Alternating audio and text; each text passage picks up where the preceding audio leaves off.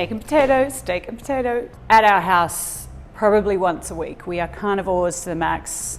We have got potatoes boiling in the back already, okay, because they're the longest thing in this recipe. The rest of it goes like this. Steak, obviously, we have potatoes ready to be mashed, boiling in the background. Then we have yogurt, mustard, peas, butter, garlic, and oregano. In that order, not at all. I have some beautiful New York strips here, out of their butcher packaging, and let rest. This just allows all that excess moisture to kind of dry off, helps get a really crisp edge on the steak. And of course, do not bother unless it's at room temperature. Smear them with some oil. I wish this is how my skin felt when I was moisturizing. No one needs a big spitting pan.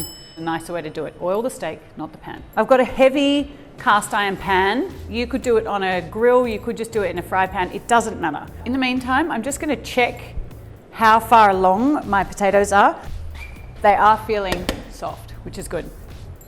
Instead of milk, I'm going to mash our potato with Greek yogurt. That's purely a flavor thing. It just becomes a little bit stickier and it's that lovely tang of yogurt. I'm also going to put in a dollop of seed mustard. I'm also, of course, going to mash with a bunch of butter. Last minute, before those potatoes are fully done, I'm going to throw in a handful of frozen peas.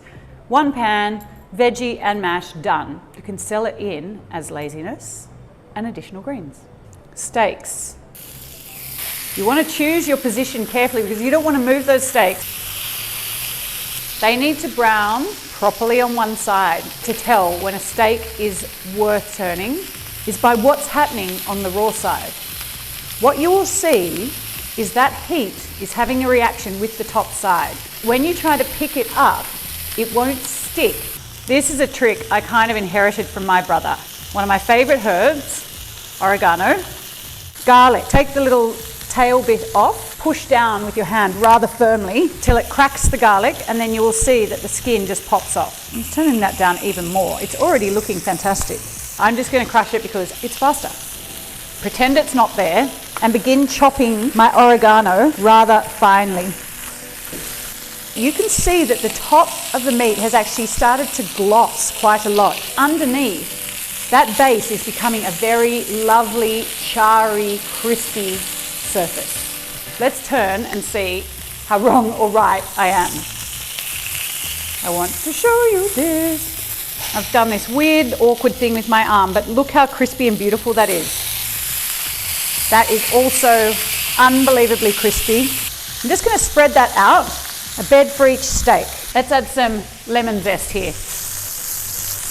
Okay, let's add some salt. Turn this off and let those guys rest. I promised you we'll be putting frozen peas into that mash, so I'm going to pop that in right now.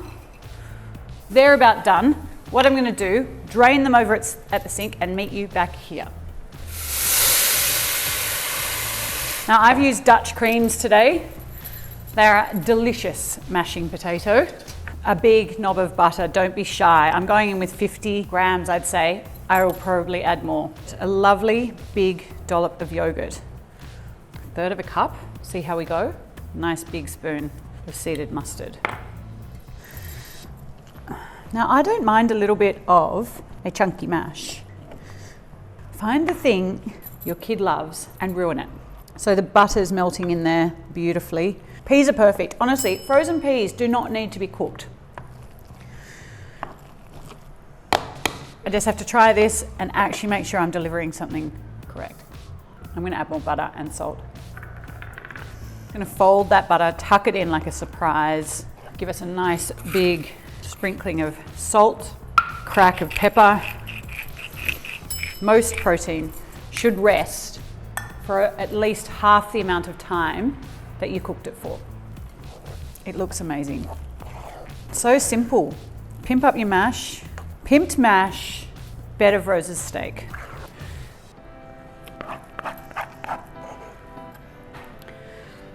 I like to carve my steak into fat little chunky pieces. Let's see what we got. It's gorgeous.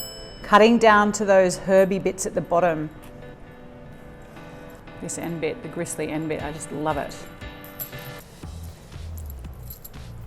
It just looks like a plain steak, but when you carve it, you have these incredible layers of flavor underneath. You got lovely tartness, mustardy flavors, butter, peas, this steak with all these lovely raw chopped up flavors underneath.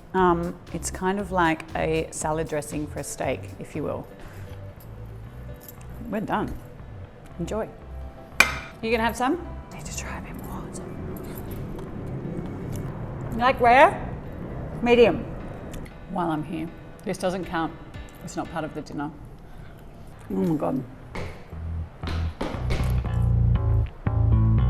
Yum.